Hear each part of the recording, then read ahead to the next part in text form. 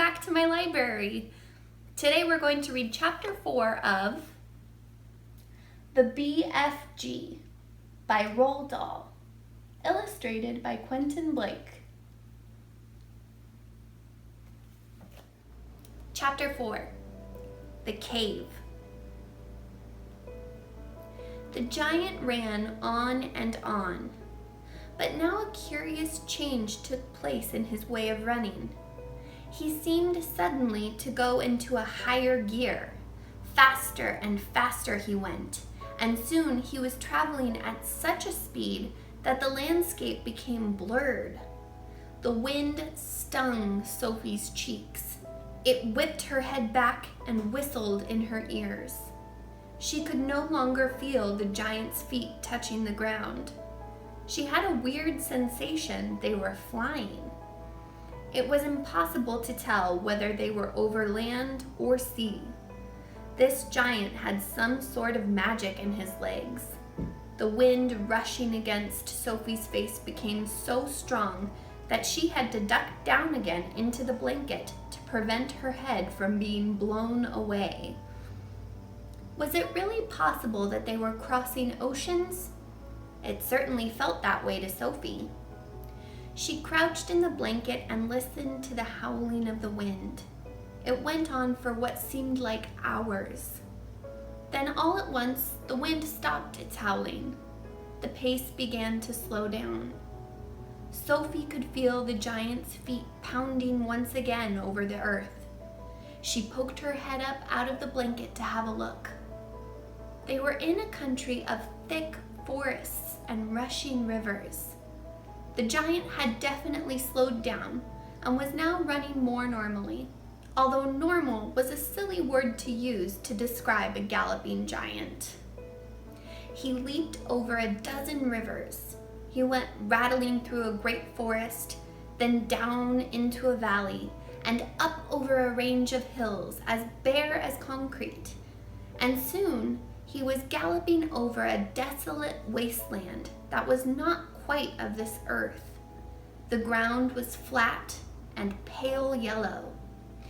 Great lumps of blue rock were scattered around, and dead trees stood everywhere like skeletons. The moon had long since disappeared, and now the dawn was breaking. Sophie, still peering out from the blanket, saw suddenly ahead of her a great craggy mountain.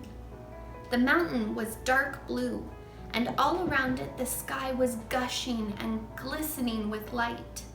Bits of pale gold were flying among delicate frosty white flakes of cloud, and over to one side, the rim of the morning sun was coming up, red as blood. Right beneath the mountain, the giant stopped. He was puffing mightily. His great chest was heaving in and out. He paused to catch his breath.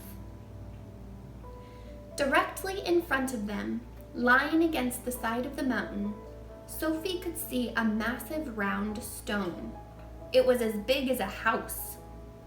The giant reached out and rolled the stone to one side as easily as if it had been a football. And now, where the stone had been, there appeared a vast black hole. The hole was so large, the giant didn't even have to duck his head as he went in.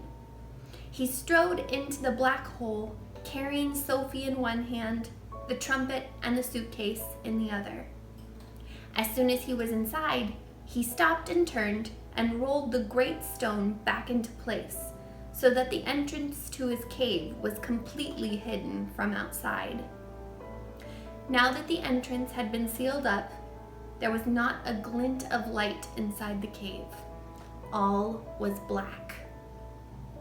Sophie felt herself being lowered to the ground. Then the giant let go the blanket completely. His footsteps moved away.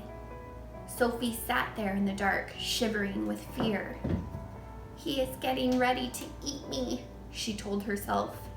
"He will probably eat me raw, just as I am. Or perhaps he will boil me first. Or he will have me fried. He will drop me like a rasher of bacon into some gigantic frying pan, sizzling with fat. A blaze of light suddenly lit up the whole place. Sophie blinked and stared. She saw an enormous cavern with a high, rocky roof. The walls on either side were lined with shelves, and on the shelves there stood row upon row of glass jars. There were jars everywhere. They were piled up in the corners. They filled every nook and cranny of the cave. In the middle of the floor, there was a table 12 feet high and a chair to match. The giant took off his black cloak and hung it against the wall. Sophie saw that under the cloak, he was wearing a sort of collarless shirt and a dirty old leather waistcoat that didn't seem to have any buttons. His trousers were faded green and were far too short in the legs. On his bare feet, he was wearing a pair of ridiculous sandals that for some reason had holes cut along each side, with a large hole at the end where his toes stuck out. Sophie, crouching on the floor of the cave in her nightie, gazed back at him through thick, steel-rimmed glasses. She was trembling like a leaf in the wind, and a finger of ice was running up and down the length of her spine. "Ha!" shouted the giant, walking forward and rubbing his hands together. "What has us got here?" His booming voice rolled around the walls of the cave like a burst of thunder. And that's the end of chapter 4. What do you think the giant is going to do with Sophie? Make sure you like and subscribe so you're here to find out. See you soon.